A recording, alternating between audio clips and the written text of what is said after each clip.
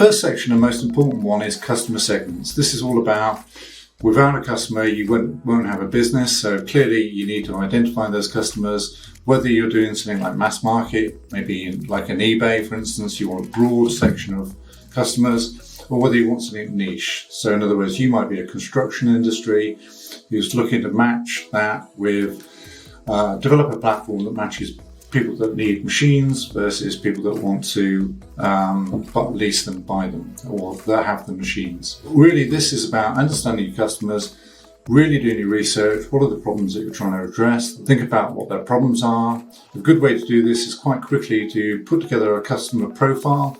That sort of pull data together, and it gives you a consistent view of who the customer is, and therefore you can think about the different types of buyers, different types of customers you're trying to address in the marketplace. A few different ways to think about it. Do your homework, make sure you do your market research. Think about asking questions of customers, actually talking to people, as opposed to doing everything as desktop research. Big problem with a lot of startups, they don't actually go out and talk to people about the real world.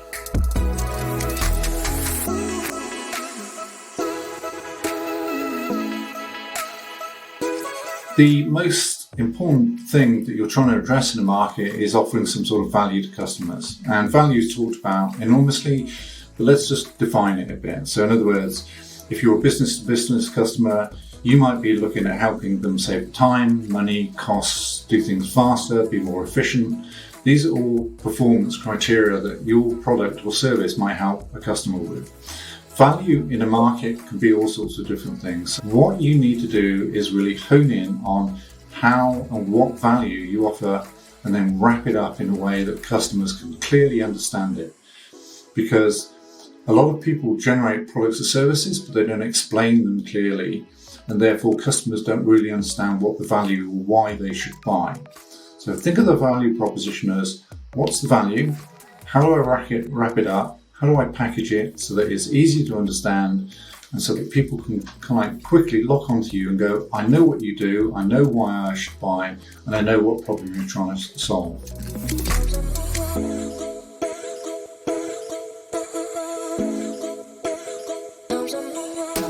Revenue streams are really how you actually generate revenue in the marketplace. Now, the interesting thing here is increasingly there is this idea of servitization, which is basically people looking for subscription models in the marketplace. A lot of businesses, you've probably come across it yourselves, are looking to do recurring payments. Now, why is that?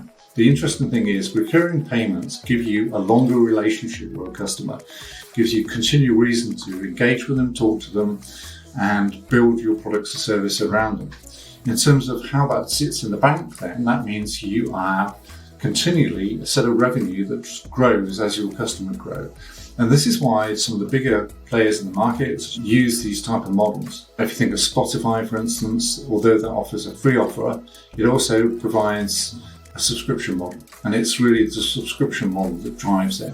However, that's not always the case for everyone. So in other words, you have this idea in particular business relationships. They might be transactions, they might be one-off project payments, these sorts of things. The key point about this is you can rethink sometimes or reimagine how customers pay for something, and that can absolutely change the market. One of the more recent things that's happened in the e-commerce market is Klarna.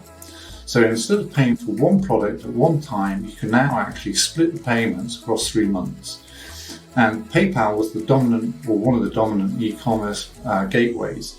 But if you look at Klarna now, it's a multi-billion, probably about 10 billion plus business that's come in, and one simple change to their revenue model has actually transformed the industry.